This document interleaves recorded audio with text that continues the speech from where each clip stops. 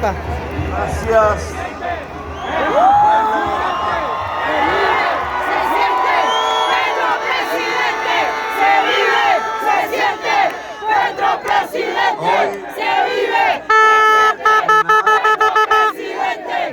La última manifestación de esta campaña electoral, porque estoy seguro que el domingo cambiaremos la historia de Colombia.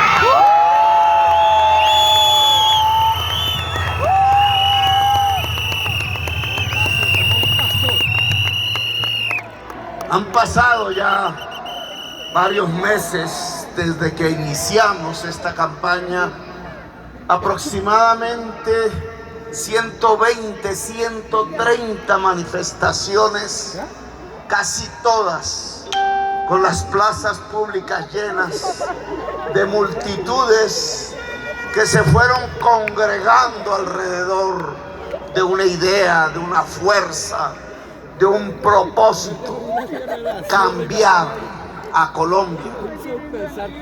La necesidad del cambio ha convocado a las mayorías de Colombia.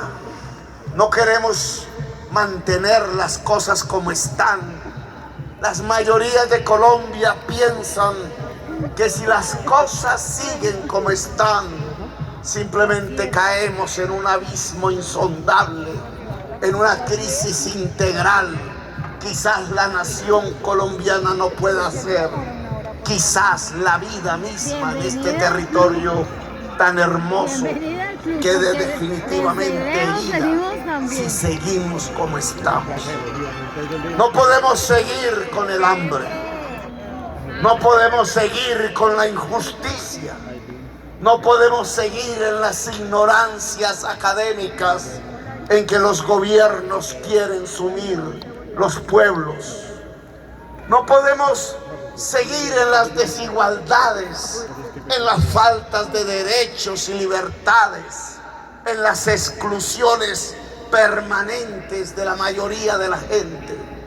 No podemos seguir en esta violencia eterna e infinita que pareciera devorar a toda la sociedad uno por uno todos los días de masacres, todos los días de muertes de líderes sociales. No podemos seguir con tanta incapacidad en los gobiernos, con tanta indolencia en quienes manejan el país, más interesados en engordar de riquezas, más interesados en las codicias que en cuidar de su propio pueblo, que en resolver los problemas fundamentales de la sociedad colombiana. De alguna manera, las multitudes que se han congregado a lo largo y ancho de Colombia en estos meses, ya 7, de campaña permanente, convocando al pueblo a la calle, a la plaza, a gritar, a construir conjuntamente, ha consolidado una inmensa fuerza del cambio. Una fuerza que le ha dado sentido al programa, como si se tratase de unas banderas, como si se tratase de un horizonte. Ahora llegamos aquí, finalizando ese ciclo, en esta, la ciudad que goberné, en esta, la ciudad vanguardia de Colombia.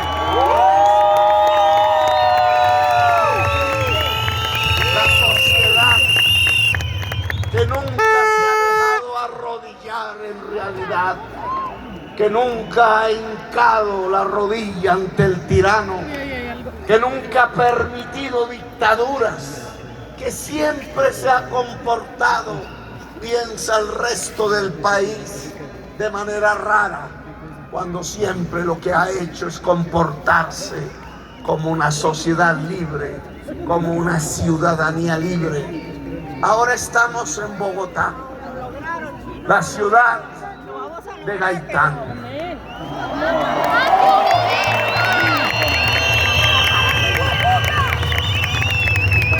La ciudad que le propuso a Colombia a través de sus votaciones cambiar la historia, construir una democracia, construir libertades, construir justicia social, con problemas, con equivocaciones, con errores. Aquí estamos en la Bogotá libertaria, en la Bogotá democrática, en la Bogotá que siempre ha levantado la bandera de la justicia, la bandera de los derechos. Sin Bogotá no hubiera habido Constitución del 91. Sin Bogotá no hubiéramos hablado en realidad de reformas agrarias. Sin Bogotá no hubiéramos hablado de derechos universales para toda la sociedad. Sin Bogotá no hubiéramos hablado del fin de la esclavitud. Aquí fue que se decretó el fin de la esclavitud en Colombia. Sin Bogotá no hubiéramos hablado del fin de la servidumbre. Sin Bogotá no hubiéramos hablado nunca quizás de que el pueblo, de que la gente, de que las personas, de que los seres humanos no deben ser jamás ni esclavos ni siervos, como dijera Jorge Eliezer Gaitán en esta misma plaza. No queremos una sociedad de siervos, dijo Gaitán. Hola hija, ¿cómo estás? Queremos una sociedad libre. Bien.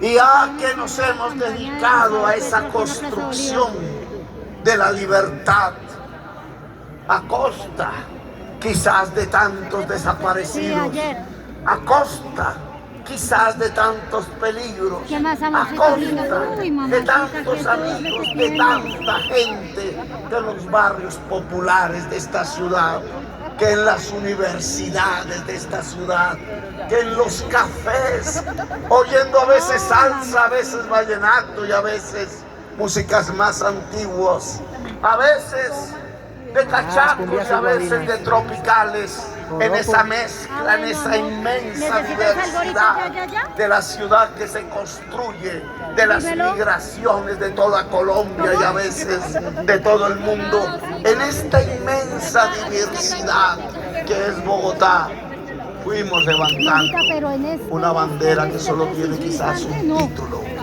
el título de la libertad. Porque escasamente me puedo mover.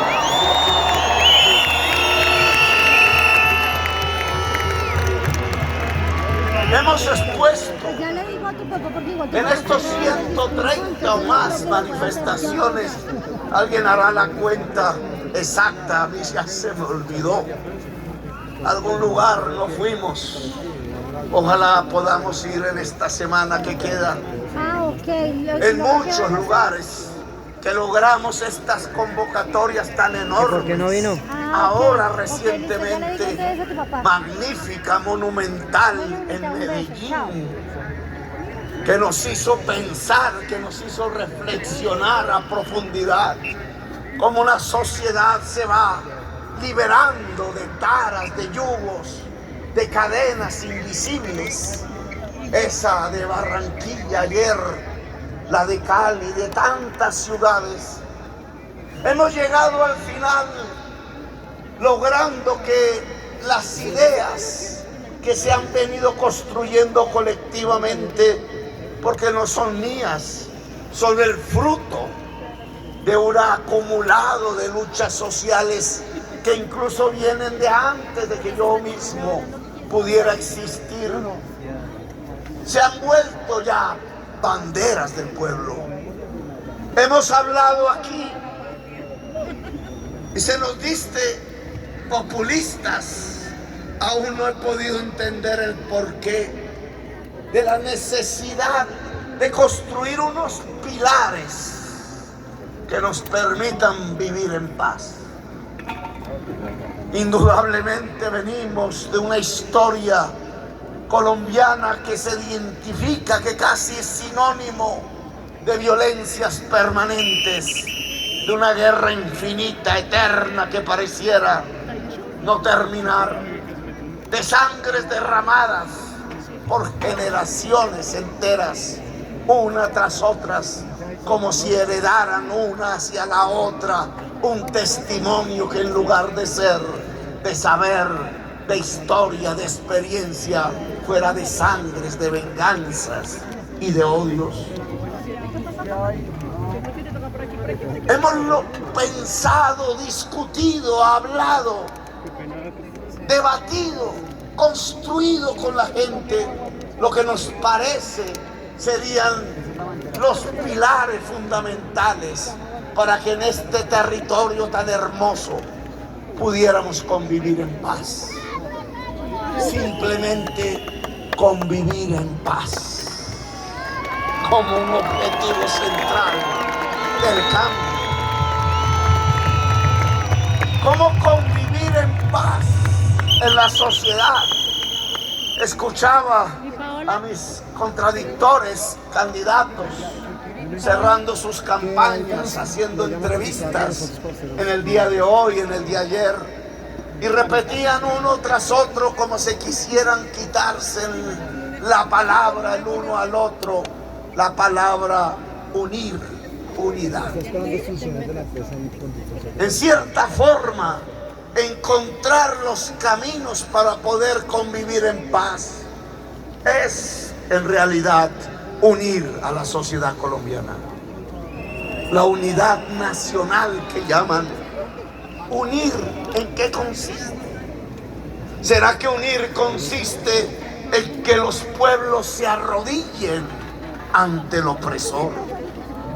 ¿Será que unir consiste en que los pueblos se dejen manipular del engaño y de la mentira de quien tiene el poder? ¿Será que unir será mantener sociedades acalladas en sus derechos, en sus reclamos, responderles quizás disparándole con los gases lacrimógenos a los ojos?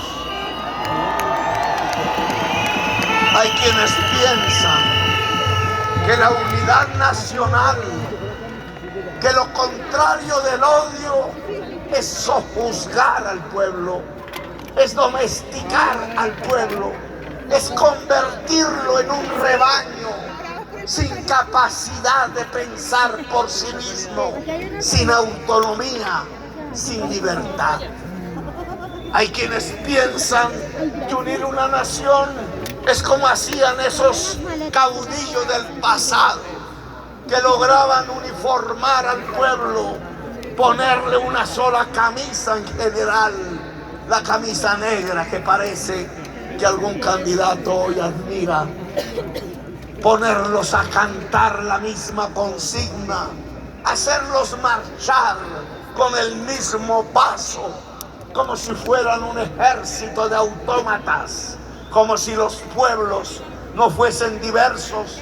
Hay quienes piensan que unificar una sociedad es homogenizar el pensamiento, es establecer un pensamiento único en donde la diferencia no pueda ser, en donde la crítica no pueda ser, en donde pensar diferente no pueda ser.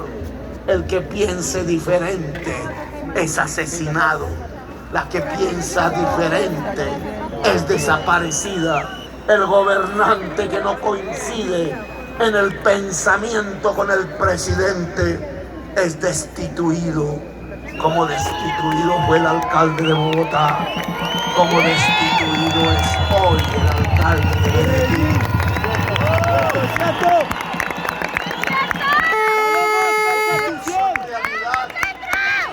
Que unir no es sojuzgar al pueblo, no es oprimirlo. En las redes veíamos algunos magnates millonarios poderosos diciendo que si sus trabajadores votaban por Petro los echaban. ¡Qué pensamiento! De señores feudales, de señores esclavistas. Ni siquiera se le puede mencionar la palabra capitalista, un magnate de estos, porque el capitalismo supone que la fuerza de trabajo que se alquila bajo un salario es una fuerza de trabajo libre.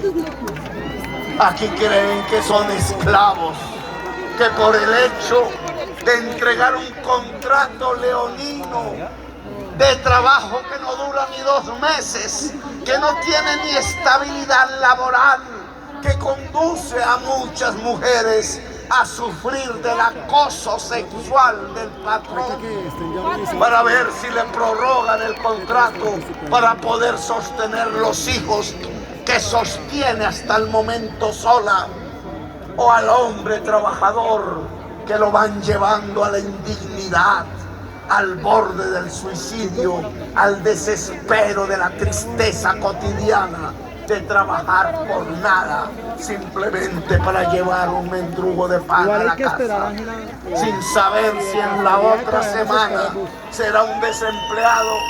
Y a cambio de eso entonces suponen que son dueños del pensamiento, que son dueños de la vida, que pueden deshacer del trabajador, de la trabajadora, como si fueran esclavos. Hoy veía precisamente en esas redes una señora hermosa, muy digna, barriendo las calles de un barrio rico, que se atrevió con cinta pegante a ponerle al carrito de la basura una propaganda de Francia y de Petro. Y llegó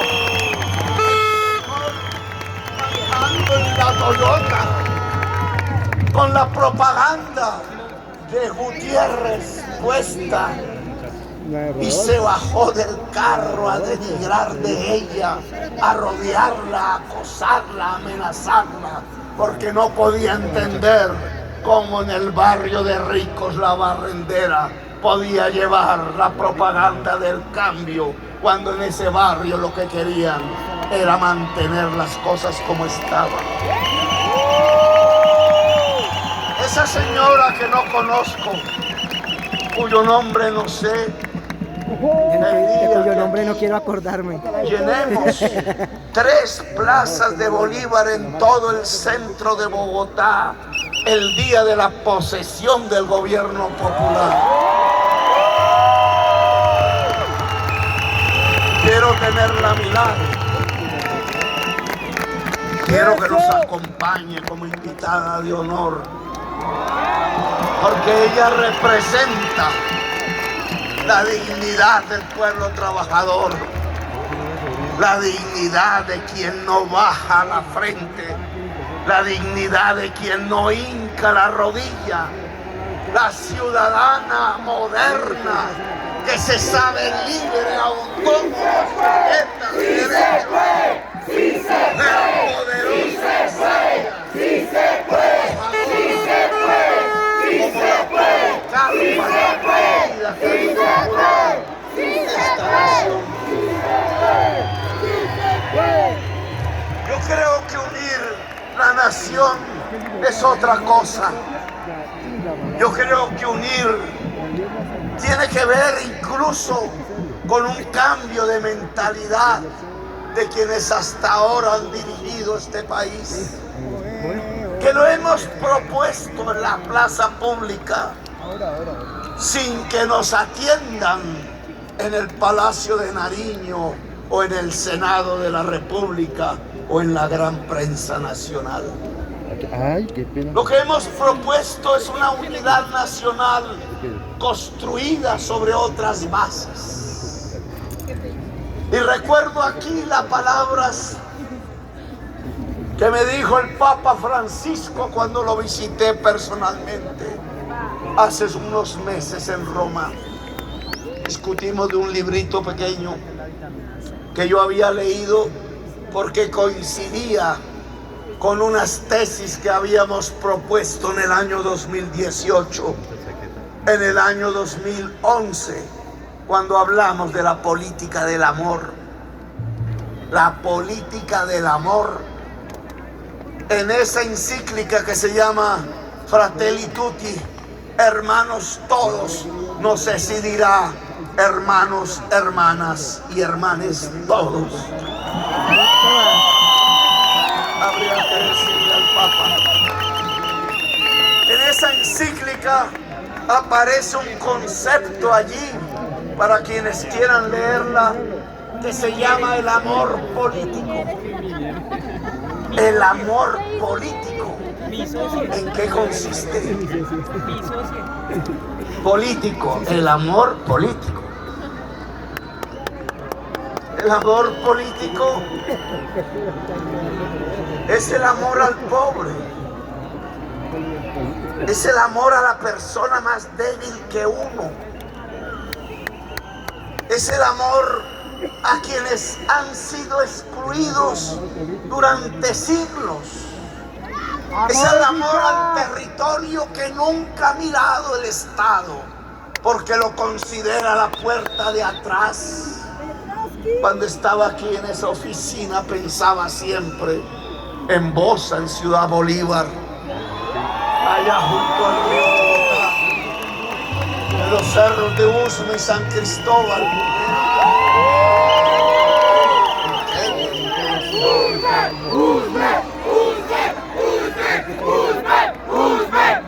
El amor político es el amor al pueblo negro que trajeron aquí a la fuerza de su gente, de su territorio, de sus familias, de su cultura, en unos barcos forzados atravesando el océano para ponerlos a trabajar aquí en lo que se llamaría Colombia de por vida, de manera perpetua. Imagínense ustedes eso, llegar a estas tierras extrañas sin saber en qué parte del planeta estaban, para trabajarle a otros un día y otro, y el sábado y el domingo y el lunes, y permanentemente el mes y el año que sigue y el otro, y la década y la otra década, hasta ver encanecer el pelo, ver a la mujer armada, usurpada por el dueño, por el patrón, ver el látigo permanente como castigo, y no solo como el destino de él o de ella, sino también del hijo y de la hija, y también del nieto y de la nieta. Y así, si no hubiera existido rebeldía, si no hubieran existido los vencos viejos en esta tierra, hoy esos mismos que se dicen gobernantes, que se dicen líderes de esta nación, seguirían manteniéndolos en la esclavitud, porque esa es la manera como entienden ellos gobernar al pueblo. El amor al pueblo negro, el amor al pueblo indígena, que es la verdadera raíz de nuestra sangre, que estaban aquí durante milenios atrás. Aún hay políticos que cuando alzan los pueblos en la minga dicen: ¿por qué no regresan al resguardo en la alta montaña, a su espacio natural? Dicen los blancos senadores, como si el espacio natural de los pueblos indígenas no hubiera sido todo el territorio nacional, incluido la tierra bajo la cual está este Capitolio, levantando sus columnas.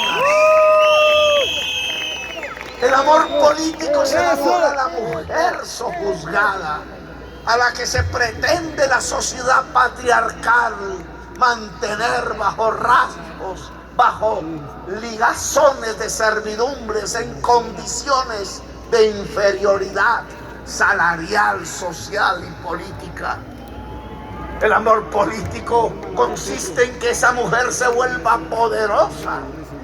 Al menos dimos un paso cuando la lista al Senado del Pacto Histórico y al Congreso en general eligió y le demostró al país que se podían elegir decenas de congresistas, la mitad mujeres, la mitad hombres, para hacer las leyes de Colombia. mensaje que aquí lanzamos en la práctica, o cuando decidimos con Francia Márquez decirles: ¿y por qué una mujer negra no puede gobernar?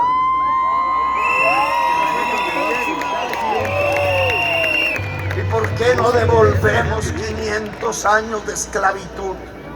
¿Y por qué no indemnizamos a las víctimas de manera colectiva? Quizás víctimas de hace 5 siglos, que eran pueblos, que eran culturas, que eran civilizaciones hermosas. Las culturas de los pueblos indígenas ancestrales, las culturas de los pueblos negros del África que llegaron a la Fuerza Colombia. ¿Por qué sus descendientes no pueden gobernar? ¿Por qué tienen que decirnos: uy, va a gobernar el indio aquel, la negra aquella? ¿Acaso no somos el pueblo? ¿Acaso no somos los que hicimos esta patria? ¿Acaso una democracia no consiste precisamente en eso? ¿Acaso la democracia que quisimos construir desde que nos independizamos de los españoles no consiste en que sean los herederos de la esclavitud y la servidumbre los que gobiernen y que pierdan el poder los herederos de los señores feudales y de los esclavistas? El amor político consiste en que un niño o una niña de 5 años, de 4, de 3, de 1 no tenga hambre. Yo no puedo entender la política si la política no es para construir los instrumentos que permitan que ningún niño ni niña de la primera infancia en Colombia tenga hambre, tenga sed.